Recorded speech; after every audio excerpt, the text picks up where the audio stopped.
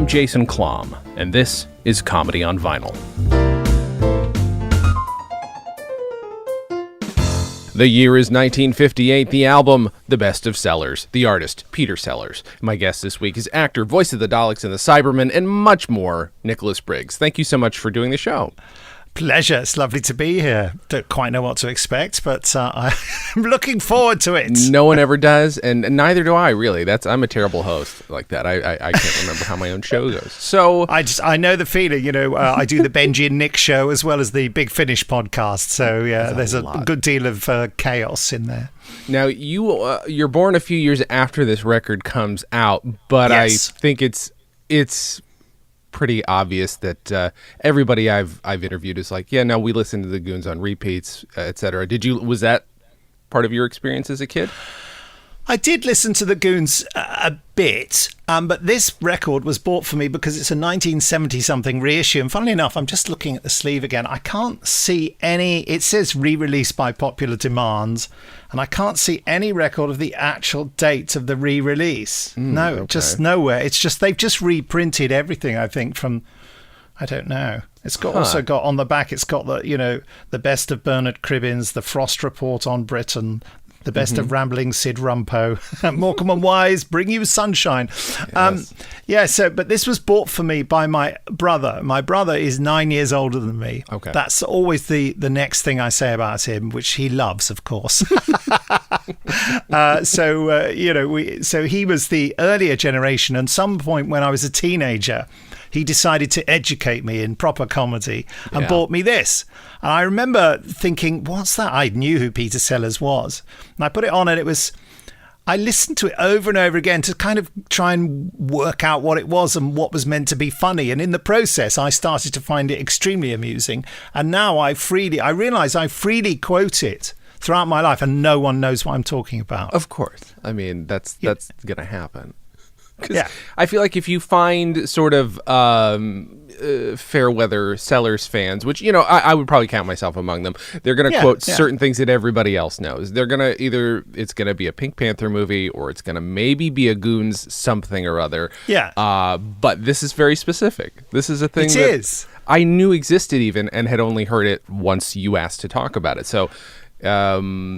I think it was originally issued as an EP, wasn't it? Like a sort of like seven, and then they've just put it on an LP, and it's quite short for an LP, isn't it? I think it is. Yeah, absolutely. And the sketch. Well, I hasten to even call them sketches because they're all, for the most part, one person. Although, are there any bits where is he everybody? He's absolutely. Everybody, I think right? He's everybody. I think for years I didn't know that, and then after I'd listened to it about 58 times, I suddenly thought, I think he's playing everybody in this because there's some clever editing, and he interrupts himself. Yes. Especially the what's the one? Was it called "We Need the Money"? Yeah.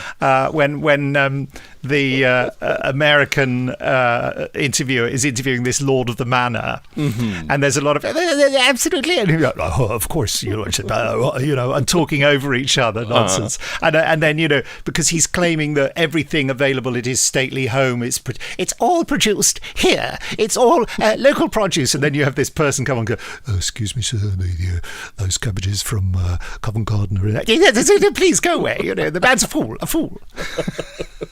I made a note as I was listening to that one that he's the only voice actor, off the top of my head, or at least from his generation, whose voices don't all sound like they're coming from the same face, which is hard to do. We have a certain face shape. Our voices are going to sound a certain way, but I don't know.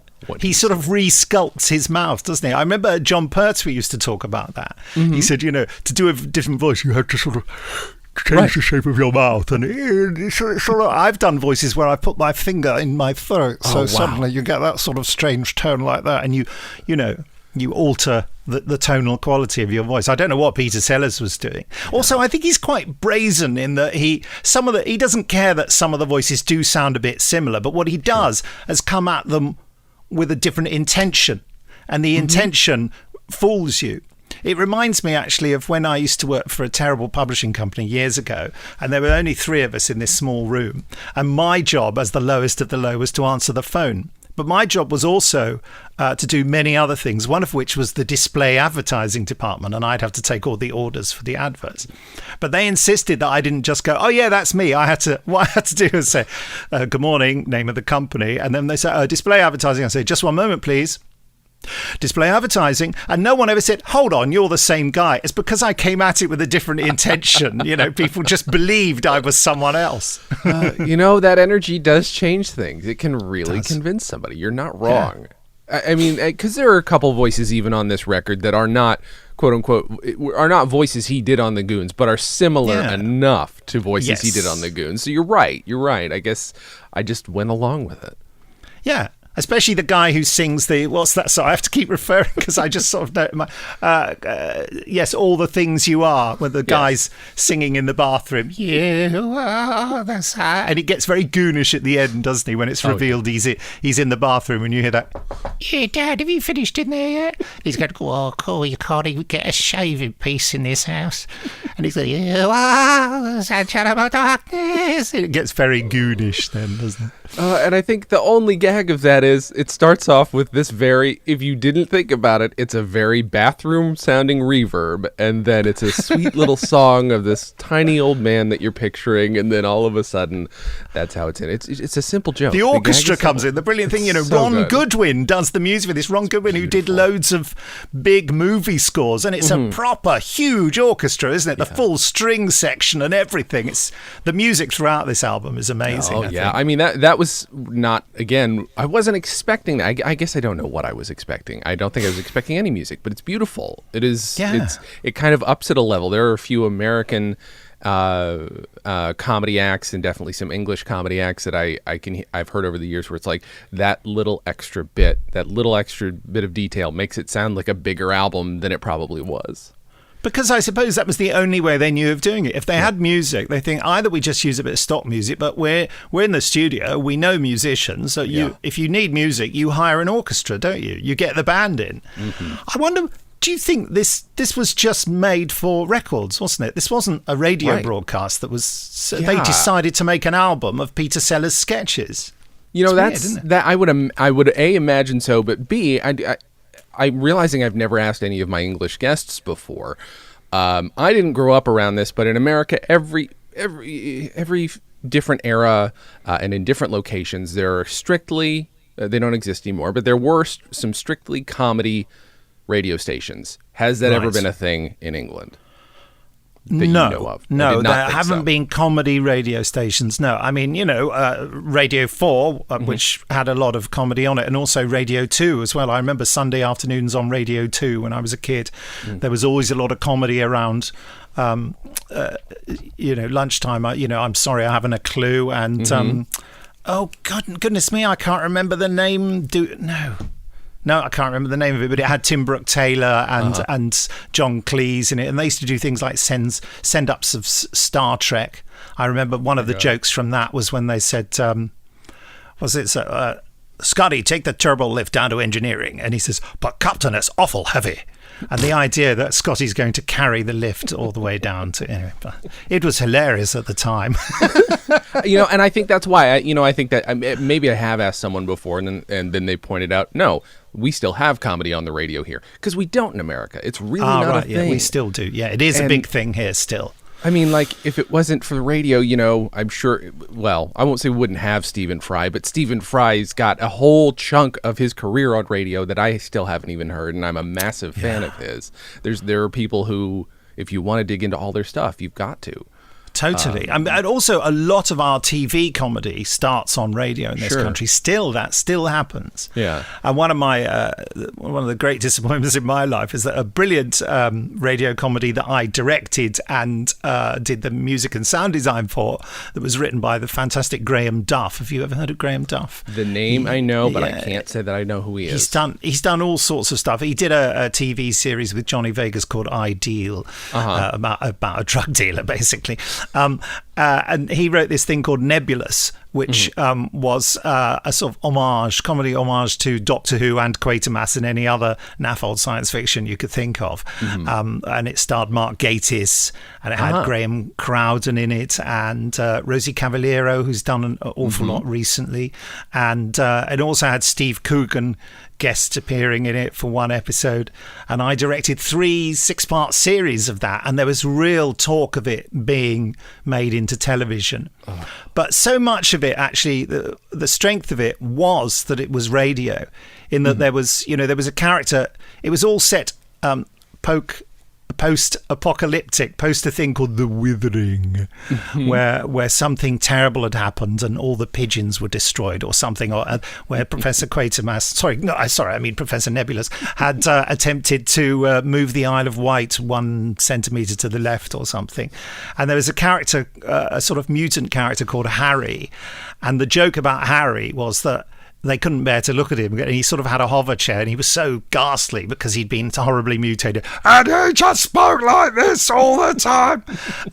And one of his gags was, they'd say to him sort of innocuous phrases like, well, don't worry, Harry, put your best foot forward. Unfortunately, I do not have the luxury of a foot.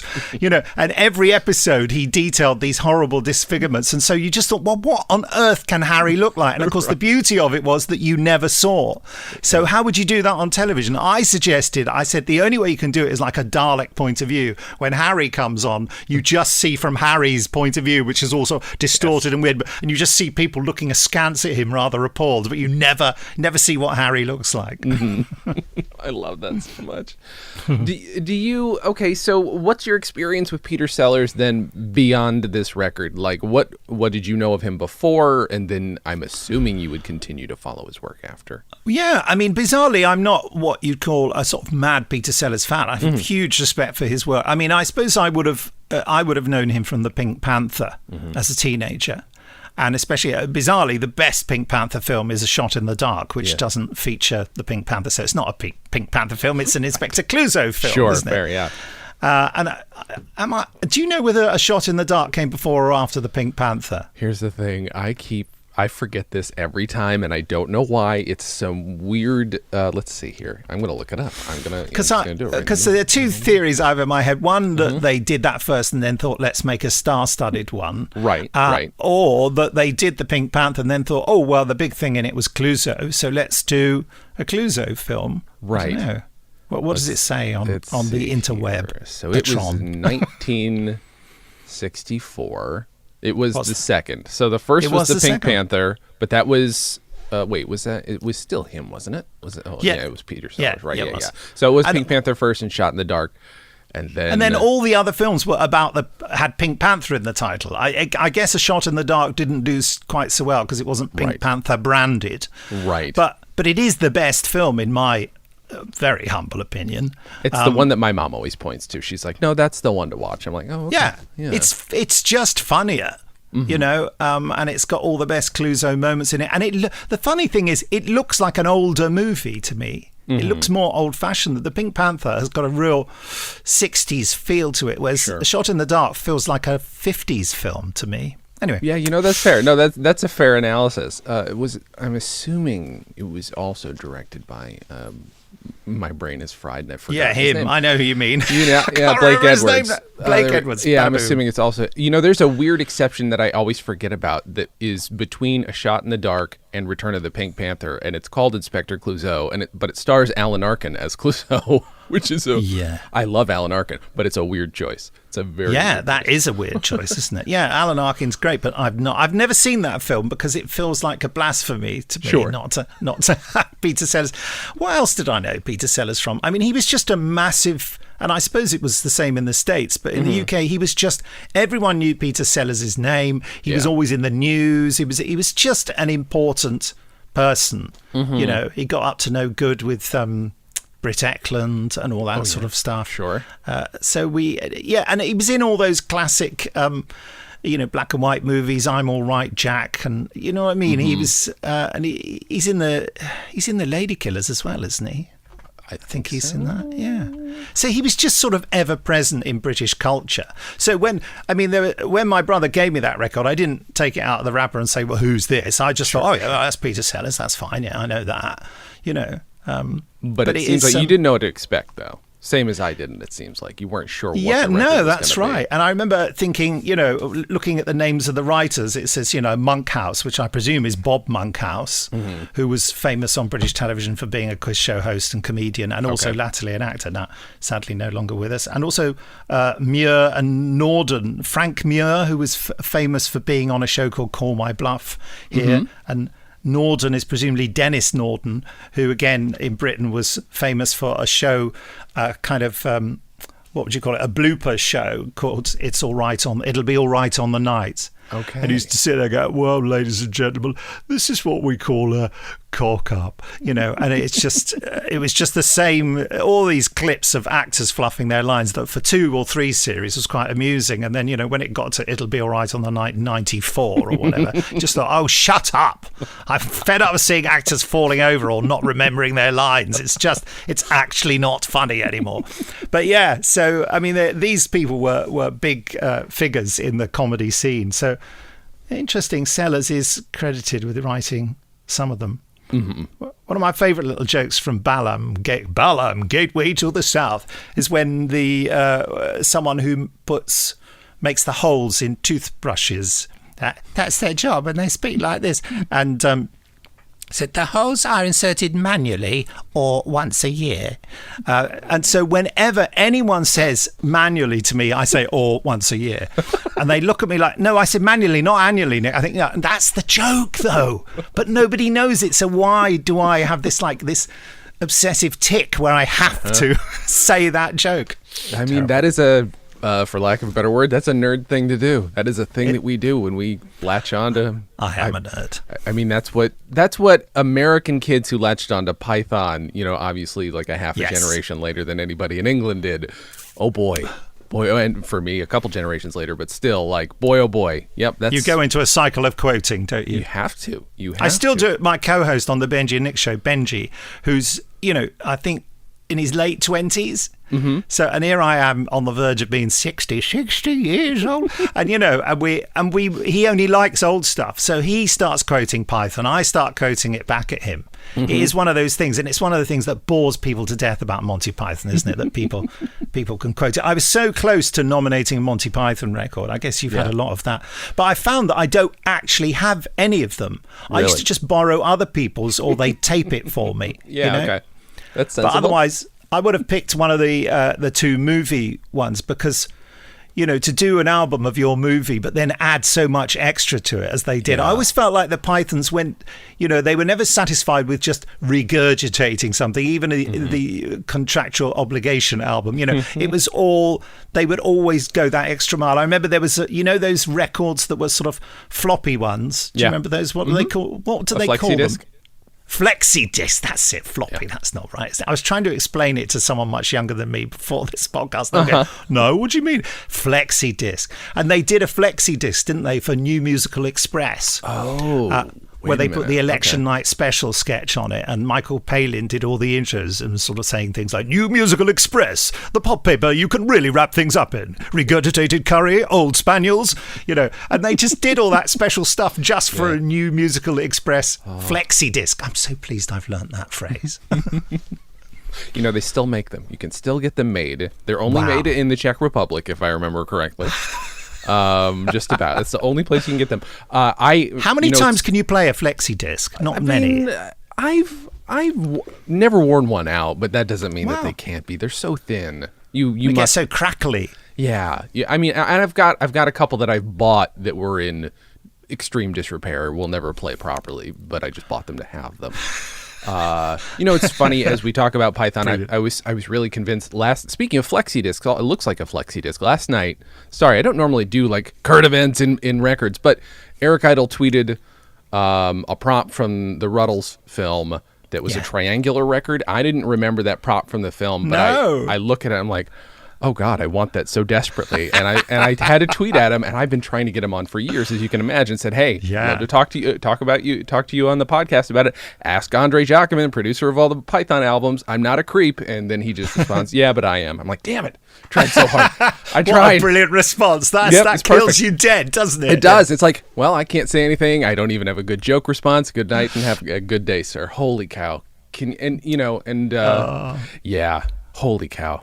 Wouldn't that have been brilliant? Sorry, I didn't mean to rub it in, but yeah, to have had Eric Idle on. Fantastic. Well, I will say, though, speaking of the Python albums, though, and of Andre Jacquemin, like he was 17 when he started producing the Python albums. Wow, what a dream. In his mother's shed. Well, here I am in a shed here, yeah.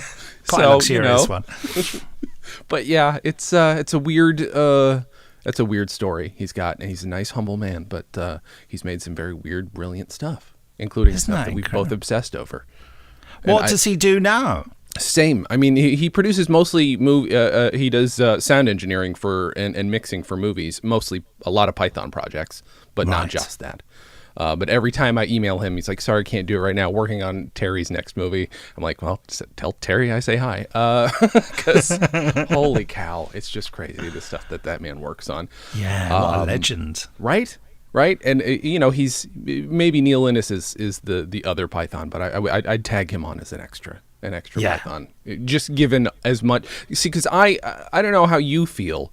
Well, how old were you when you would have been a young man when the Python show was on? Pretty young. I was very young, yeah. I remember it was sort of something. It used to be on about 9:25 in the evening, and it felt too late for me to be watching something. But I remember quite often there were circumstances where my parents, especially on a summer's evening, were out or in the garden or something, and I'd sneakily watch Monty Python because I had an inkling that it was naughty. And I remember the first time I really laughed uncontrollably at Monty Python, where it was a ridiculous sketch that no one particularly remembers as a good sketch, which was the encyclopedia salesman sketch. And there's the thing where the guy goes in and he goes, burglar, and someone says, what do you want? He says, I just want to come in and ransack your house. And they say, you're not an encyclopedia salesman. No, just want to rob you. Okay, then. He said, mind you, have you ever thought of the encyclopedia? And the idea is that people would rather be burgled than have an encyclopedia salesman in the house. And then you see bodies falling down the side of a building with a sort of drum roll. Brr, boom, brr, boom. And then you cut to Michael Palin and says, that was 2 unsuccessful encyclopedia salesmen. And then they show another one falling.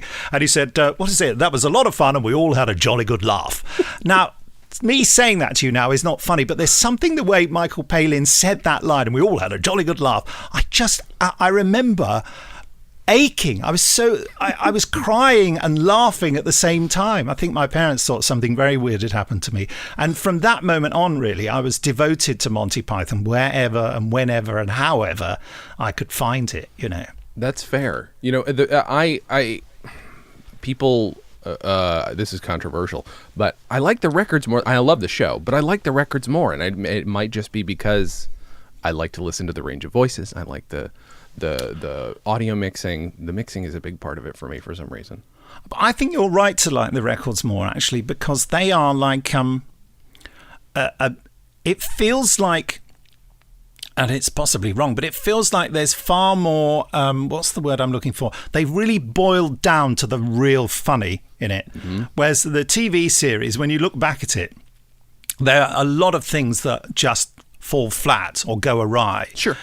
Whereas I think when it comes to the records, because they only had, was it 23 minutes or something per side? I think they really had to work hard on what was going to work. Yeah. And I think some of their best stuff is the little bits and pieces they put around Holy Grail and Life of Brian on the record. That introduction by, the executive version, and then the mentioning of the swear words and saying, but since they only appear in this introduction, you're well past them now, which is an act of genius, isn't it? To sort of warn people about offensive stuff, but the offensive stuff is only what you're saying at that moment, It reminded me of me working at Radio 4 Extra, which I'm still going to do in spite of a year of lockdown, presenting there when we have to flag up inappropriate content. And, there's a quite sensible BBC directive that says, when you flag it up, you mustn't make it sound like that's an even bigger reason for listening. When you use the phrase sexual swear words, you mustn't say it with any kind of glee. You know what I mean? Sexual swear words. There's sexual swear words in this. Keep listening. You've got to make it sound like it's a bad thing. Yeah. Oh my goodness, that's remarkable. How does it feel to have so much of your career be on? Because again, radio's still a thing, and it's still important in England, and I appreciate that and love that. How does it feel to be on that same medium that gave us Peter Sellers and gave us so many other people? Well, yeah, it's really lovely. I mean, I so many of my opportunities in life have happened since I was about 40. Really because of Russell T Davies, who brought Doctor Who back, having faith in me and getting me to do the voice of the Daleks. So I got the gig on Radio 4 Extra because I was doing something for the proms at the Albert Hall. They were doing a kids' TV music prom thing, and they did Doctor Who in there, and they thought, wouldn't it be fun to get the Dalek in? So I went and did that. That's a whole other story. Because the proms are traditionally broadcast on Radio 3, which is the ultra intellectual music, classical music channel on radio in this country, I was asked to go into Radio 3 to do a trailer for the Doctor Who part of the prom. And I went in there, and we were doing Dalek voices and silly announcements and stuff. And I was on form that day. I was having a lot of fun and messing around with the technicians and the producer and making quips and things, and and then the guy there, who I don't remember him from being there. In fact, I barely remember him now. He then became like the content producer or presentation producer for what was then Radio 7, which became Radio 4 Extra. And they were looking for someone to present the sci-fi segment of Radio 4 Extra, which is called The Seventh Dimension, because it was Radio 7. And they'd had just been using their daily announcer, but they had this idea that we should get specific announcers for specific segments who have some kind of connection to it. And he just said, because he was required as the new head of content or whatever his job was to have a new idea. And I was his new idea. So you could say, I've met the guy who does the voice of the Daleks, and everyone knows him as a sci-fi person, and he's really funny, and he'd be really great as a presenter. So that's how I got that job. Wow. Basically. You would have thought about, because the person doing his job before him was a mate of mine, and you would have thought he'd got me the job, but because he was a mate of mine, I don't think he felt he could suggest me for it. Fair enough. So yeah, I got the job because of that, and have been doing it ever since. For a few years, I was the only presenter on the Seventh Dimension, but now I share it I suggested Toby Haydog to help out, and now there's 3 other people or something, and we do it in cycles. But yeah, it felt, just going into Broadcasting House, and I was given a pass with my photograph on to go in there. I was going in every week or every 2 weeks, and and have you ever been in Broadcasting House in London? No. It's just this amazing old building, with stairs and very, very tall, and to go up to the 4th floor and everything, and to go in, to sign in and all that. I felt like, wow, this is where legends were made in broadcasting, and of course, I was just going in there doing the intros for shows, so I wasn't sort of creating great art. But but it's great, though. It did feel lovely, and it continues to do so, actually. I mean, even though I'm going to be doing it remotely now, in that ramshackle thing you can see behind me, I'll be recording in that for Radio 4 Extra. It's making me think, and I'm sorry to keep getting us off of Peter Sellers, but we don't have that. We do not have a place you could go to if you wanted a radio pilgrimage in the U.S., which is too bad because radio is massive. We're just so widespread and so far spread out. I think maybe you could go to 30 Rockefeller Center in New York, which is now known for more TV because that's where they did all the radio for NBC back in the day. But, we had 3 main channels. I would assume there's that's the only place I can think of that. And it's not a radio place still. It's not how you'd think of it. No. It's too bad. Well, I mean, it's all that way in this country because some people in America would say we're just a bunch of communists here. But it's because we have an important state broadcaster, but our view of the state is not that certainly my view of the state is not as this awful thing that crushes us. It's us. We are the states. We dictate who runs it. We vote for them every whatever years, and so that's why we have that unified experience, which is changing now much more. But it's because our television came from the States, really. Yeah. And that's where our radio had come from before, and the commercialization of it is a latter development, which is very much in full swing now. Sure. But for America, everything was commercial. So it's going to be fragmented into lots of different things. There are good and bad things about both versions. I suppose it means you lose the tradition. The easiest way to make radio is to just take records that are made and pump them out and get some well-meaning chap or woman to talk nonsense into a microphone in between, and then that's easy. It's fairly cheap, and people listen to it because everyone who doesn't like listening to music, when people are working, they and it's a cheap and easy way to listen to music. The expensive stuff is comedy and drama, isn't it? That you have to pay lots of people for their time and their expertise, the music, the writing, all that kind of stuff. Yeah. So that's why it's gone that way in the States, because if you're governed by commercial concerns, you don't do comedy, you don't do drama. Right. It's too expensive, isn't it? Just let somebody sit in a booth. Or maybe not. Maybe you've already pre-recorded everything that ever is going to be said on your station, because we've got a few of those here too, where there's nobody really doing the ads even. Wow. It's just, they've already recorded it, and it's kind of crazy. Okay, so I feel like I have distracted us a little bit, and this record is important to you, and I get us off the rails a lot. So we don't have to go down track by track at all, but let's talk about your favorite tracks or your favorite moments from the record. Gosh, it's really, I really like the first track, which is The Trumpet Volunteer, which is the posh interviewer talking to the young pop star. And he's saying, "Sure, Mr. Iron." And he calls him Mr. Iron. So I imagine that's a send-up of Tommy Steele. You see, he was a big pop star then, Steele, Iron. And he's just said, "Yeah, well, we're going..." And basically his idea is he's using out of copyright music. He says, "I believe you're going into the classics." "Well, they're out of copyright, aren't they?" It's that complete commercial thing. And you have this daft sort of 50s rock version of The Trumpet Voluntary called The Trumpet Volunteer. And the music track at the end of it is impeccable, beautifully done. But the interview is fantastic. As I say, it took me a long time to realise it was just Peter Sellers doing it. And I don't think there's any editing overlapping. I think it's just Peter Sellers swapping from one character to the next. I don't think he actually interrupts himself. And it's just, you wonder how much of it was completely scripted, because particularly... Well, it just really sounds like they're improvising. It does, yeah. Or he's improvising. Right. Sorry, see, I believe, yeah. You see, but I even like Auntie Rotter. I am just going to go through them all. Auntie Rotter, which is the idea that there's a children's program, and it's you could never even play this now, could you? It's just probably not. She's basically instructing children to murder their parents and grandparents, then steal all their money and send it to her.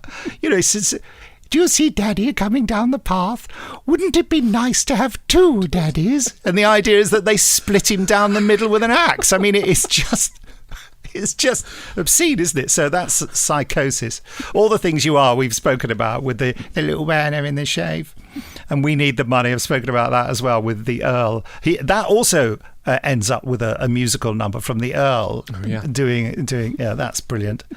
I'm so ashamed. It's the idea that obviously every generation thinks the younger generation are just doing things too young, and the idea that he's he's 9 years old and he's completely burnt out as a pop star. I haven't had a record in the top 20. Pops me discs are slipping. That one. The party political speech is something that people have sent up politicians about. It's basically a speech that means nothing. Mm-hmm. You know, the matters that we are now taking, you know, and it just, none of it. And you keep thinking, get to the point, and you hear all this. It's like it's set in the House of Commons. You hear all this, here, in the background, you know. Uh-huh. Balham Gateway to the South is the classic one that everyone used to know about, but not anymore. You know, we brought that up on this show before, and I'm now not sure why, because we've not discussed a Peter Sellers record before. Maybe somebody just brought it offhand, but I know that we've talked about it on the show before. Balham, Gateway to the South.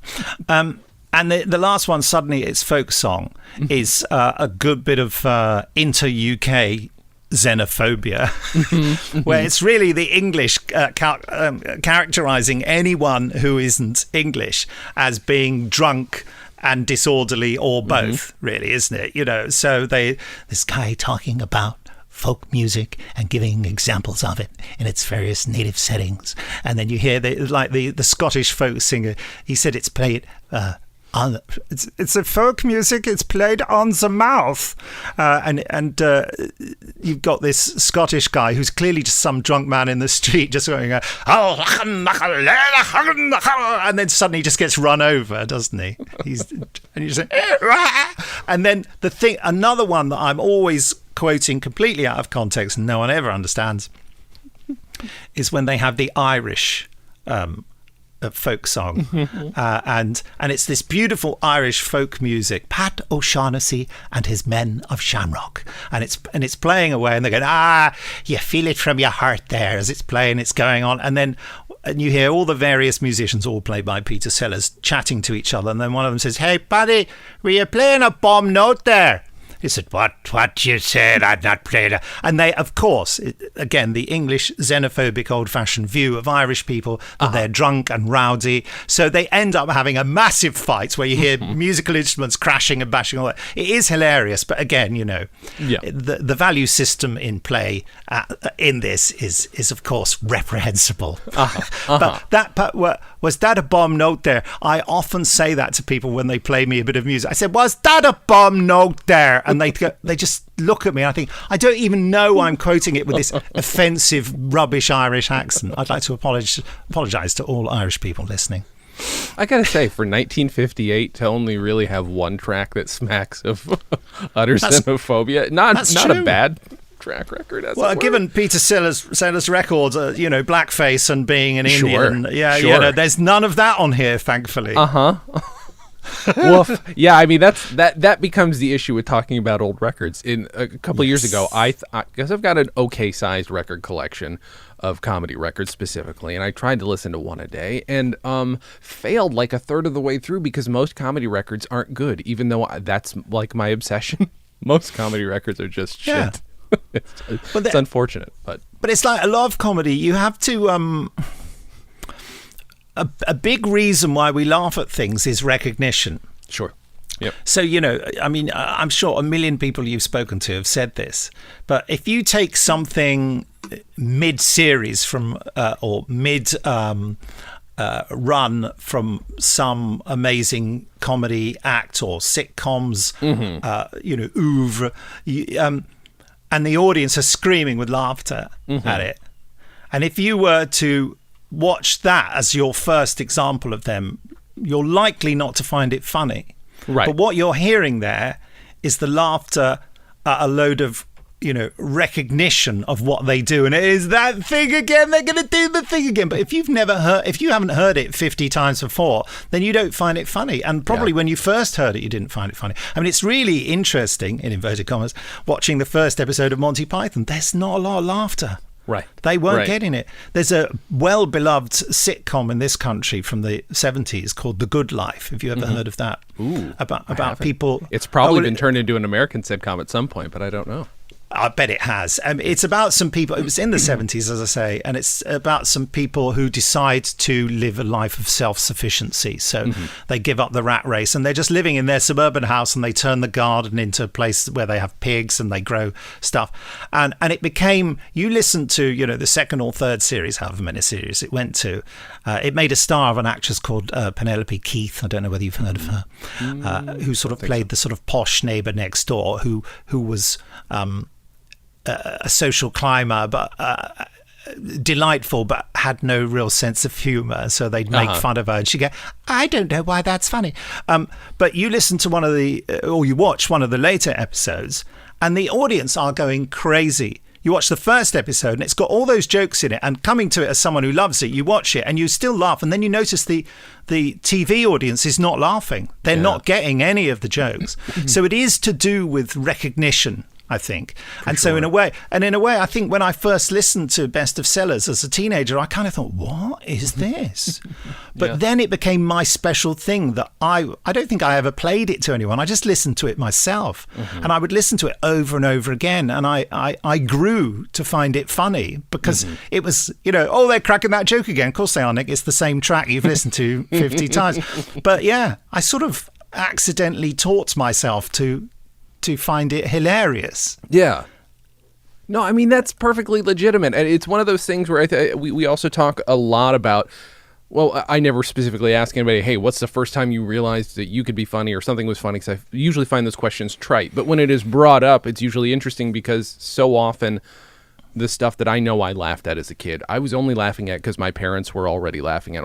Cue, now I know to laugh. And that's how you learn what comedy is to begin with. So it's all very kind of false on its face. And at the same time, what you're talking about is this kind of like repetitive comfort that this comfort that you get with it. And eventually it becomes its own thing. And I think it's it becomes weirdly legitimate at that point. I know it's strange to laugh at something you've heard 1,000 times. I've done it, still do it. I mean, especially if it's good comedy music or some of the Python records or what have you. It's this weird thing that sounds and seems false, but there's this comfort level to it that you can't really deny. I saw some investigation on television where they were trying to work out what really was the purpose of laughter, and the best explanation they could come up with, it was like the human equivalent of grooming, of when apes groom each other. Yeah. And pick off the fleas and what have you. Yeah. It's our version of that. We all chuckle and laugh at the same thing. And you saying taking cues from your parents, that's why they put laughter track. That's why they have live audiences. Because when you can hear an audience laughing, then you just join in. We are, in spite of all our selfishness and appallingness, we are social animals, and we will largely follow what other people do. If we're all laughing together, we'll do it. You very rarely have a situation, of course it does happen, where someone is listening to something on their own with headphones on, and there are other people in the room who aren't experiencing it, and that person's laughing a lot. But I would suggest that part of the reason they're laughing is because they know other people are there. That's not to say what they're doing is false. Sure. Yeah. It's just the context in. And an extreme version of this is my wife is not a person who laughs easily. I do laugh easily. I'm always on the verge of a chuckle, and it's this kind of nervous energy in me. But when I've seen something on television that I think is hilarious and I show it to her and she doesn't laugh, it makes it even funnier for me to see her sitting there kind of going, why is that funny? And I just it just makes me... I did win her around on Count Arthur Strong. Have you ever seen any of that? Count Arthur Strong. See, everything you're bringing up is stuff that's familiar, and I know I've seen it, but I've heard of it, but not seen it. I got her to laugh at it when I've said to her, "He's just like your father," and now she thinks it's funny. Okay. You had to walk her through it and get it at a certain angle, and then even now she wouldn't watch a whole episode, but yeah, and of course Count Arthur Strong did in fact start on radio with Graham Duff, who wrote Nebulous, as the script editor. So there's a little connection with everything I've been talking about. But comedy is massively important to me, and I think it's because of the grooming thing that sort of it bonds people. Comedy, doesn't it? Silliness is vital.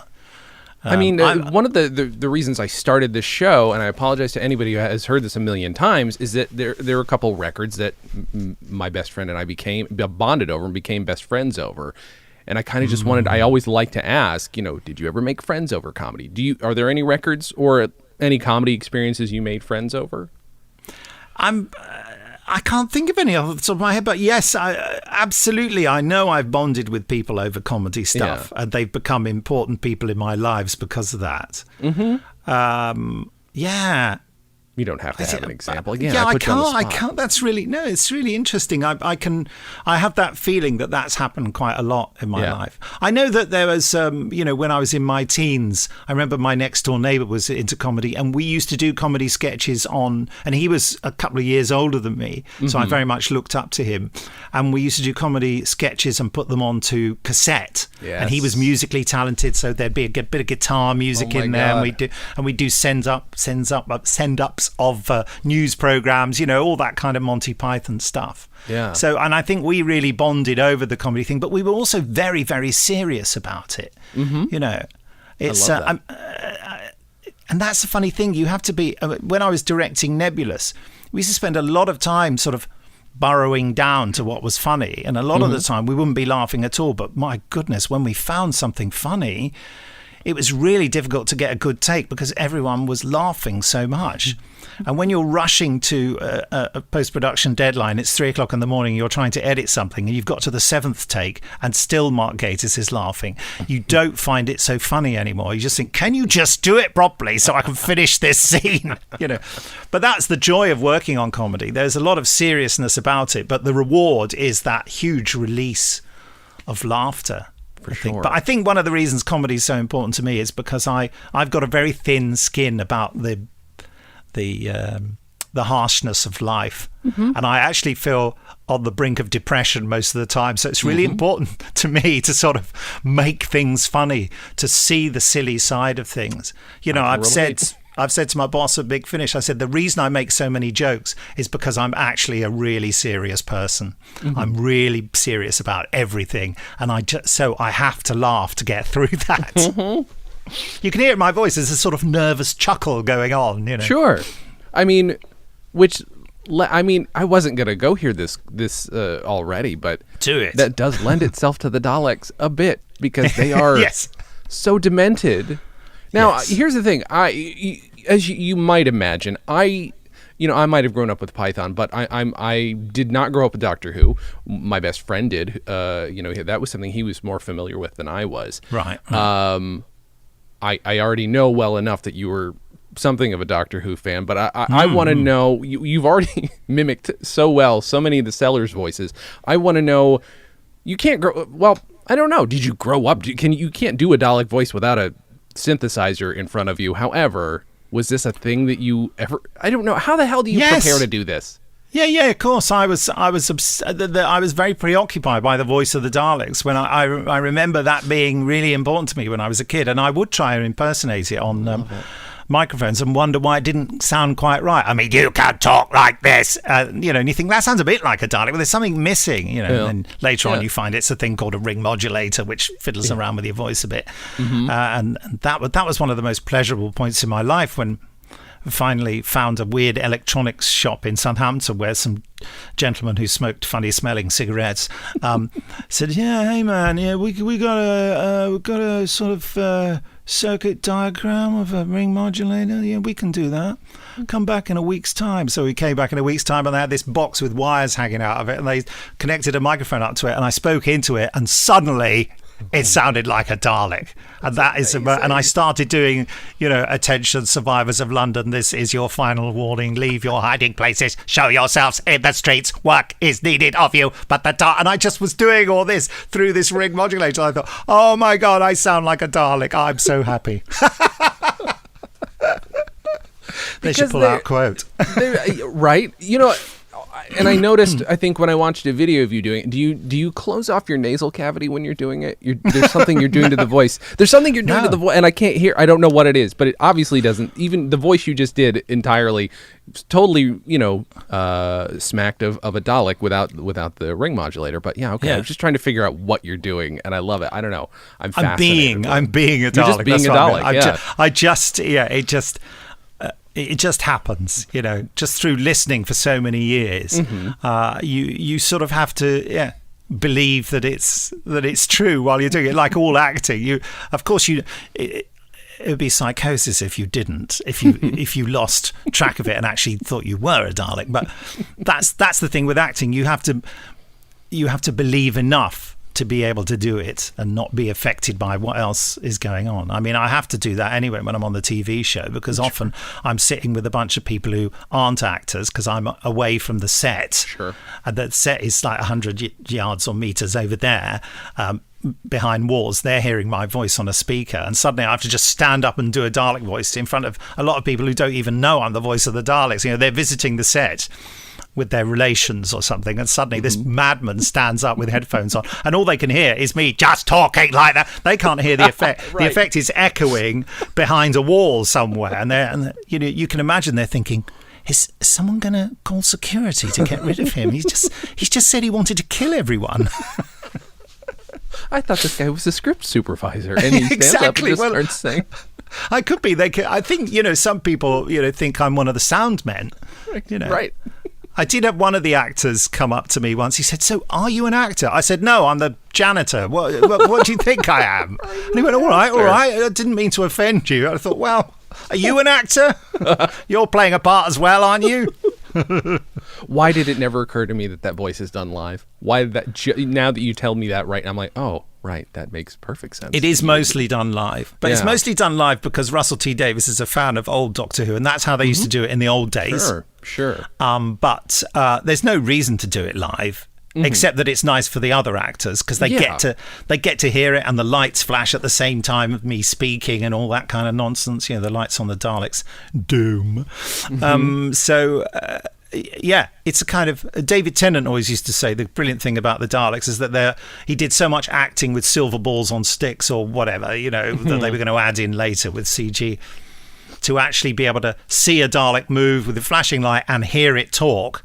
It was like the most complete creation of a monster he could act with, really. Yeah. So it's a fun thing to do. I know there have been some first assistant directors who sort of look at me and think, why is this guy here? Can't this just be done later? Do we have to suffer this screaming and shouting? It's much better. Everyone who knows about the Daleks, which is most people in the UK, sure, they get a tingle when they hear that voice. Yeah. I mean, people who have no cultural connection with it don't. I remember, I've told this story often, but at the first read-through with Christopher Eccleston, when I did the first Dalek voice, and Chris spoke to me about this the other day because I've been directing him for Big Finish. We're doing Ninth Doctor Adventures. He said it was an amazing moment when suddenly he could hear me speaking as a Dalek, and he was thinking, what is going on? He stopped in his tracks. He was so taken aback by it. But I remember as the entire room very generously burst into spontaneous applause and cheering for me, I looked around the room like the good old pro to look at my audience, and there was one woman sitting there who I don't know whether you remember the episode, but she played Van Statten's assistant, executive assistant, very tall, beautiful woman. And I can't remember her name or her character's name, but anyway, she was very nice. But she wasn't clapping, and she was looking around everyone else like she walked into a Nazi party rally and everyone was Sieg Heiling, and she was thinking, what am I doing here? These people are insane, and she had never had any experience of Doctor Who. She had never seen it, so to her it meant nothing. So interesting. Didn't give her a tingle.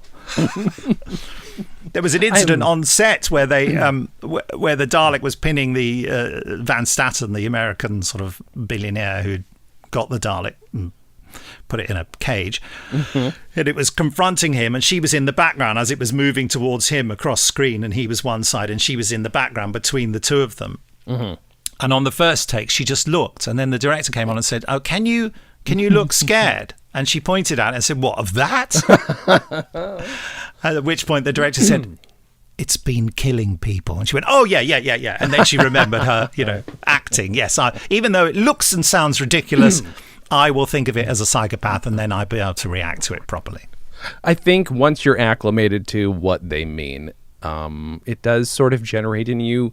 Again, you have to become a fan, and I'm a latter-day fan, of course, but I don't know. I think that's why when you talk about your approach to life at sort of trying to laugh your way out of the darkness.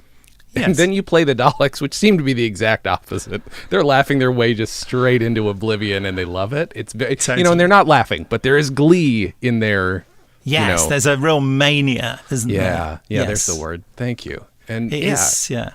It's very you're cathartic. lending something That it's Lance. Thank you. It's sort of lancing the boil of nastiness to be able to scream and shout like that. Really, of course. Yeah, it's I can't imagine honestly if I were on a set with a trash can screaming at me in that voice though. It's that voice that would, I feel like, just it is frightening, genuinely frightening. And it takes a lot of commitment, David Tennant had a go on set once doing the voice. He said, "Well, can I have a go on it?" And he said, and then after he'd sort of done a little bit tentatively, he said to me, it requires some serious hectoring, doesn't it? It's like you can't do it by half measures. I've been on TV shows and what have you, and the presenter says, "Oh, can I have a go?" And you go, "Yeah," and then they get all nervous and they go, all that kind of. It's like someone's asked them to sing and they can't sing. You know what I mean? And they go, "Oh." I mean, Prince Charles. He said when I was introduced to him, and they said, "Oh, His Majesty might want to have a go on the ring modulator, so offer that to him." So I did, and he went, "Oh," and he took it, and clearly he'd never watched Doctor Who in his life because he went, "One false move." I thought, yeah, the Daleks are always going around saying "one false move" to people. He probably read it in a comic book in his younger years. That's probably what it is, isn't it? Yes, that's how the Daleks probably talk. Bless his cotton socks. He tried his best, though. Sure. I mean, he could have had me executed immediately, I suppose. Of course, yeah. And you don't know if you're being executed or knighted. That's the thing. That's the thing until the final swish of the swords. Oh my! That all that makes me think of is that Eddie Izzard joke where royal people. "Oh, a plumber! What on earth is that?" It's just, you're a plumber. Oh my God! That's delightful. Though I did not expect to hear a Prince Charles story come out of that. There you go. So out of this, okay, let's skip back to the record for a moment. Oh yes. Do you have a favorite track? A one and only favorite track? You don't have to, but I'm curious if one is an absolute favorite. They're all, when you asked me to do it before, I just went through them all in sequence, didn't I? And I'm looking at the tracks now. I mean, I suppose it's really, I've narrowed it down to the Trumpet Volunteer or Balham Gateway to the South. Balham Gateway to the South, I quite like the sort of send up. It's meant to be the soundtrack of a film. It says things like, "As our cameras pass by, let us read out some of these slogans." I think, because it's the classic one, it has to be Balham Gateway to the South. Yes. There you go. It's brilliant. No, it's perfect. Have you ever heard, and this is another thing people have heard me bring up a lot, but anytime Peter Sellers comes up, when he was in Doctor Strangelove. Oh, yeah. There was a little promotional video where he was speaking as himself, and they asked him, "Oh, you're very good with accents, but there's some American. You're very good with accents, Mr. Sellers. Could you give us a sampling?" Something like that. And then he does every accent in the UK, but he's like, and then we go down to here and up here, and he's doing like every accent in this cyclical, like, and we're talking, every small little accent that he could think of, I haven't heard that. No, I will have to hunt it down because I keep bringing it up and people haven't heard it, and I need to send it to people. It must be on YouTube. It's a good point. It probably is. I'll have to hunt that down because it's brilliant to listen to, and it's a nice primer. If you're not familiar with English or UK accents, I feel like it's a nice primer for people. Yeah, is it quite? What did you think when you first heard that? Were you quite startled? Yeah, because even as a kid, as a person who my mother threw as much English stuff as she could at me, there's still so many accents you're not gonna. She was obsessed because I was born there, but we moved away after about a year and a half. And, right, where were you born? Swindon. Swindon, not a million miles from where I am in Dorset. Okay, well, there we are. Yeah, Swindon. They speak a bit like that in Swindon. Mm-hmm. Yeah, that's right. And I'm sure that was in there somewhere in his range of voices. And I don't think a lot of these are accents that don't get as much exposure over here.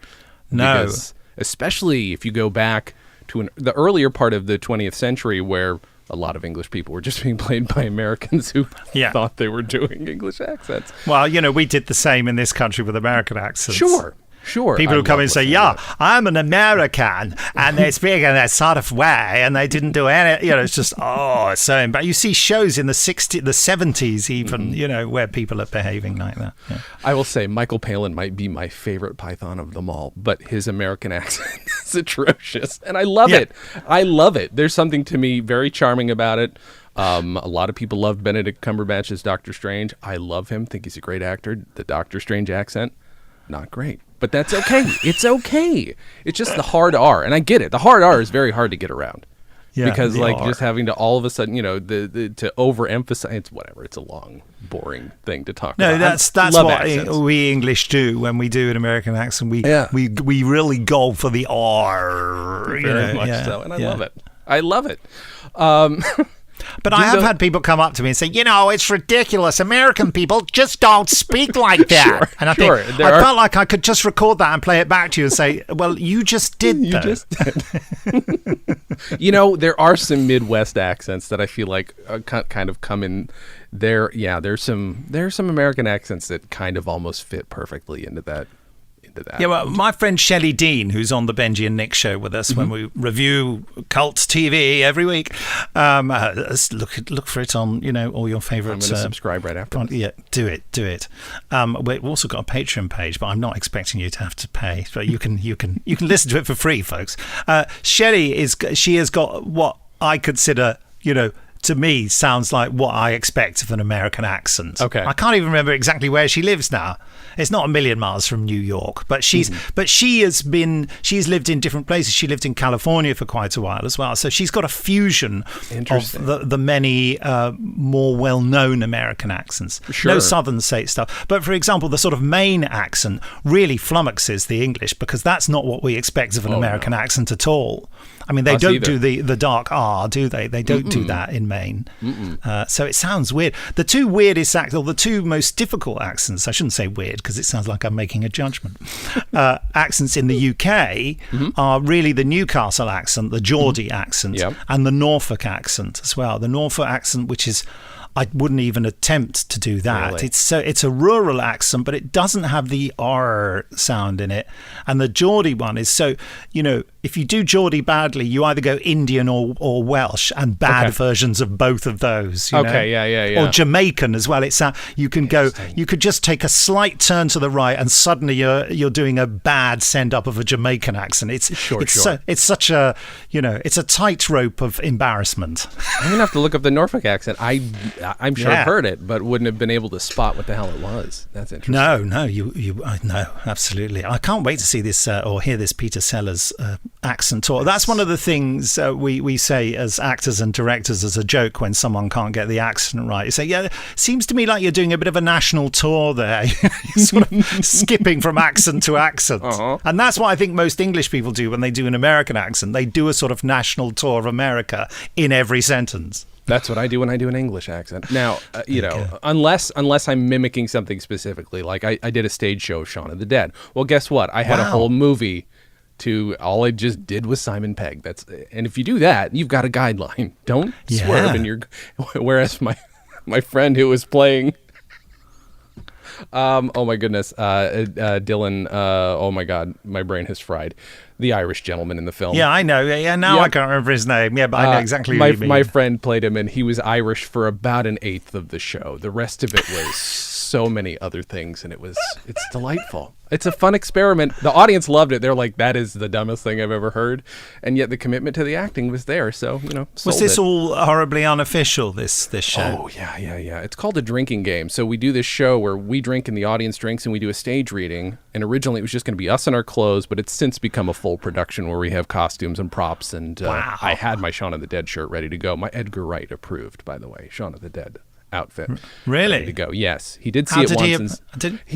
We went to a midnight showing, and I obviously dressed up like an ass, and he said, "Oh, that's the best one I've seen," because I had the full I made the 4E electric little tag. I'm a nerd. We're discussing nerd things on this show, and I was ready to go. It is a great movie, isn't it? That's so good. Oh, and I've since done Hot Fuzz, actually. I did Hot Fuzz in Minneapolis. Yeah, and that's another great movie. Those 3 comedy movies they've done, I think they're all good. And I think, was it World's End or The World's End, or what was it? Yeah, The World's End. Is very underrated. I think it's one of those films that when you first watch it, the first half, you think, well, what is this going on? It's just some obnoxious git, and I don't like. I mean, he's the character he plays when he meets all his mates and he goes, "Look at these," and uses a 4-letter word beginning with C, and you just think, "Wow, is that a bit much?" But once you've seen the second half.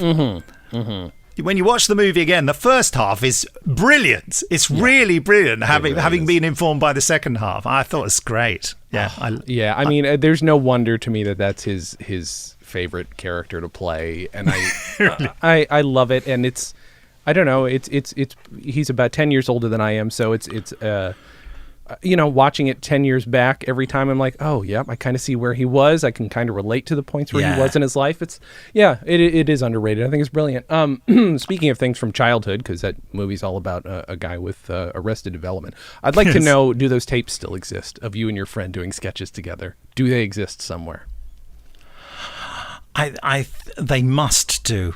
Yeah. I've got a few ideas where they might be, thinking about it now. Yeah. Whenever this comes up on the show, I'm just always trying to convince someone to please digitize them, do something with them, because I have a whole podcast that's all about that. My best friend and I, and our sketches, and I always want to know.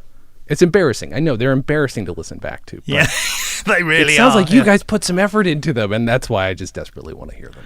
I remember one of the sketches is where I play someone, again, it's totally unacceptable now, where I play someone who goes in to see a psychiatrist, and I start describing a strange dream I have, and I played the part really badly, and the dream gets more outrageous than the psychiatrist going, yeah. Okay, well, you're obviously completely mad, so I'm going to give you a lethal injection. What? And I'm going, no, please. And he says, well, are you going to behave? Yes. All right, get out of my office then. And that's the end of it. It's just sort of... that's how you write sketches as a kid. Yeah. The basic premise of the sketch is that people with mental illness are making it up, which is not entirely a sympathetic point of view, is it? No, but it is. That is how you learn satire as a child, though. Is what's interesting is, like, I feel like there are worse places to test your boundaries than with comedy. Especially if it's done in this tightly contained little cassette tape that no one ever has to hear again. Yes. It's like, we made our mistakes there. Nobody heard it. Good to go. I think it was called, I'm just remembering things about it. I think it was actually called All About Squirrels.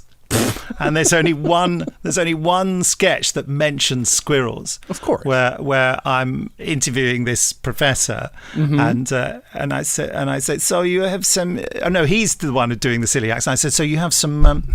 interesting theories about squirrels. No, I don't. Oh, can you tell me something interesting about squirrels? He says, they all fly north in the wintertime. I say, is that true? And he goes, no, but it's interesting. I think that's the best line from the whole thing. So it gives you an idea of the quality.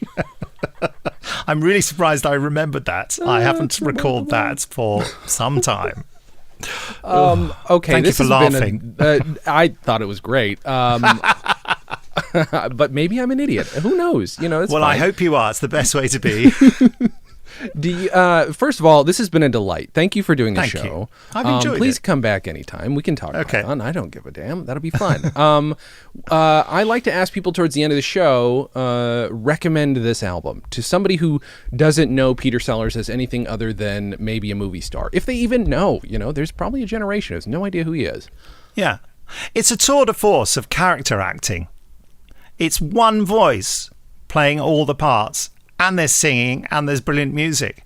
And if I hadn't told you it's just one person, you wouldn't know, And that's it's and it's a really beautifully crafted bit of classy work, actually, from a brilliant actor showing his comedy skills.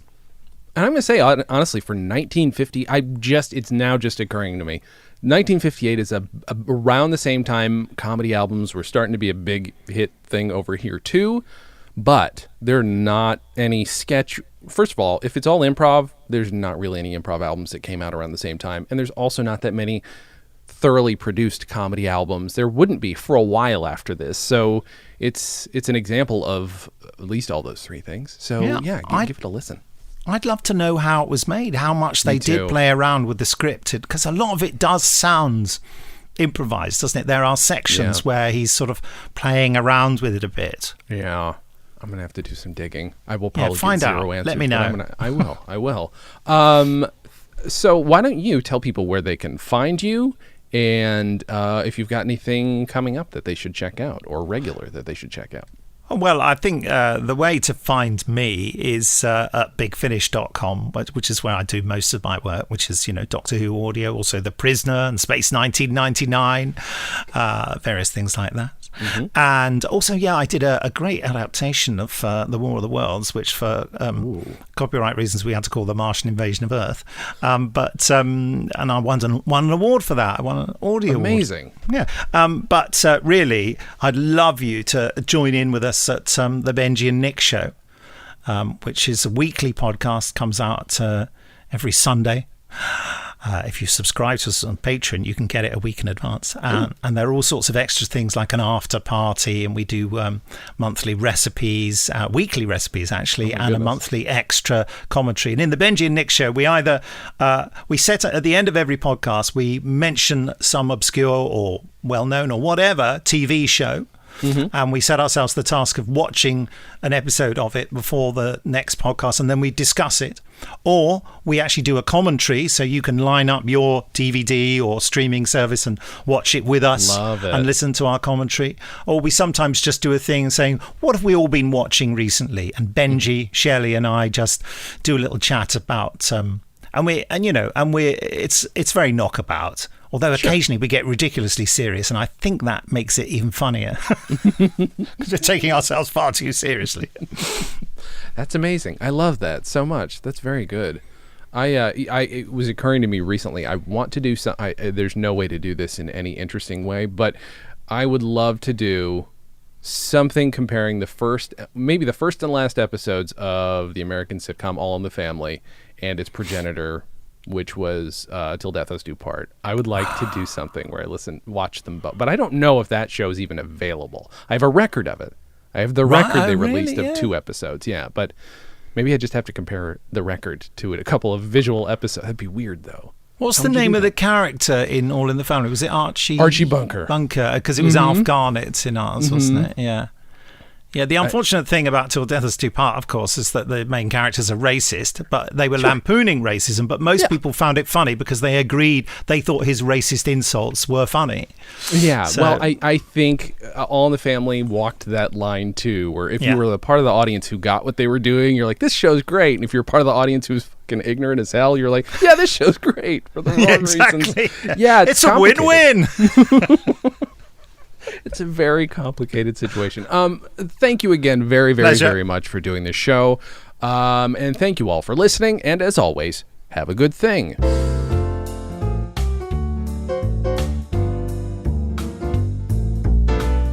Comedy on Vinyl is a production of StolenDress Entertainment. It is produced by Mike Warden and is hosted and edited by Jason Klom. Our theme song was composed and performed by Richard Levinson. You can email us at podcast@comedyonvinyl.com. You can also send snail mail to StolenDress Entertainment, P.O. Box 805, Burbank, California, 91503. Subscribe to Comedy on Vinyl on Apple Podcasts, Google Podcasts, and anywhere else you can find podcasts. Give us a 5-star rating and write us a review. It helps. You can find us on Facebook, Twitter, and Instagram at Comedy on Vinyl, or find everything in one place at comedyonvinyl.com. A major portion of Comedy on Vinyl has been underwritten by Stand Up Records. Please visit standuprecords.com for all your comedy needs and tune in to the new Stand Up Records channel available on the Roku, where you can also find select episodes of this podcast. Visit StolenDress.com to listen to our other podcasts, watch videos, and imbibe freely of our multimedia content going back 15 plus years.